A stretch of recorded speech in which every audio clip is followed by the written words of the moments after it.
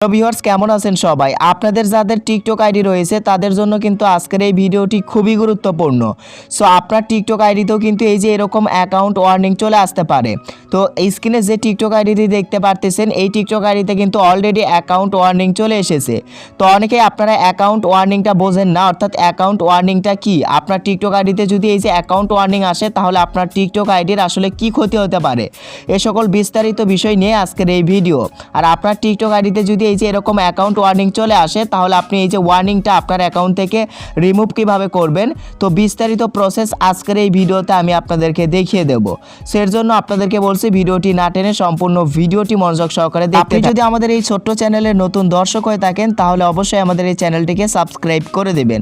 তো ভিউয়ার্স দেখেন, আপনার টিকটক আইডিতে এখন ওয়ার্নিং না আসলেও কিন্তু পরবর্তীতে ওয়ার্নিং আসতে পারে। এই ওয়ার্নিংটা কেন আসে? আমাদের টিকটক আইডিতে এই ওয়ার্নিংটা আসে আমাদের ভুলের কারণে। আমরা টিকটকের বেশ কিছু রুলস ভঙ্গ করি, এই রুলসগুলো ভঙ্গ করার কারণে কিন্তু আমাদের অ্যাকাউন্টে ওয়ার্নিং চলে আসে। তো যদি আপনার টিকটক অ্যাকাউন্টে ওয়ার্নিং চলে আসে তাহলে আপনার টিকটক আইডির কী ক্ষতি হতে পারে সেগুলো বিষয় নিয়ে এখন আলোচনা করি। দেখেন, কোনো টিকটক আইডিতে যখন ওয়ার্নিং চলে আসে তো সেই টিকটক আইডি বা সেই টিকটক অ্যাকাউন্ট কিন্তু একদম রিস্কে থাকে।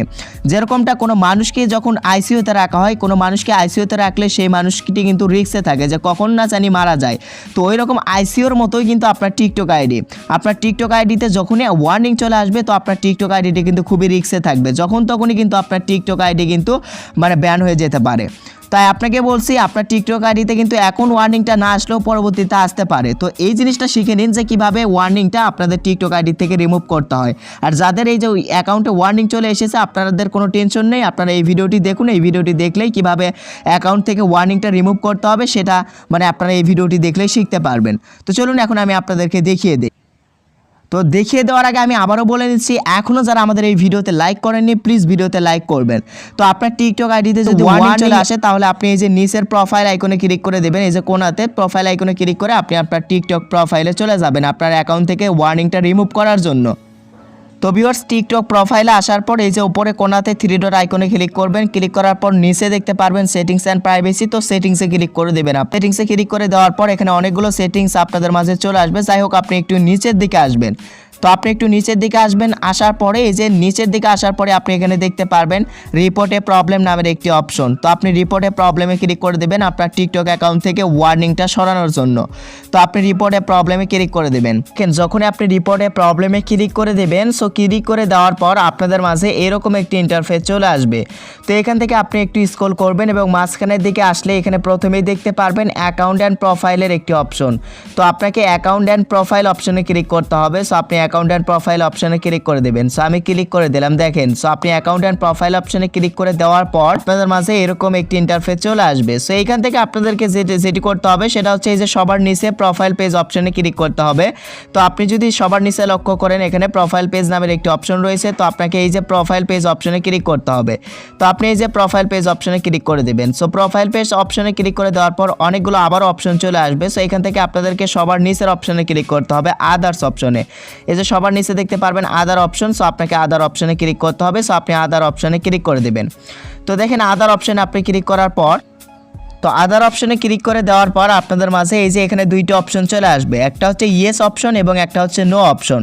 তো আপনাদেরকে এখানে নো অপশনে ক্লিক করতে হবে। সো আপনি এই যে নো অপশনে ক্লিক করবেন, ক্লিক করার পর এখানে দেখতে পারবেন টিক মার্ক হয়ে যাবে। তো তার নিচে যদি আপনি লক্ষ্য করেন এখানে রয়েছে নিড মোর হেল্প। তো আপনাকে এই নিড মোর হেল্পে ক্লিক করতে হবে। সো আপনি ক্লিক করে দেবেন।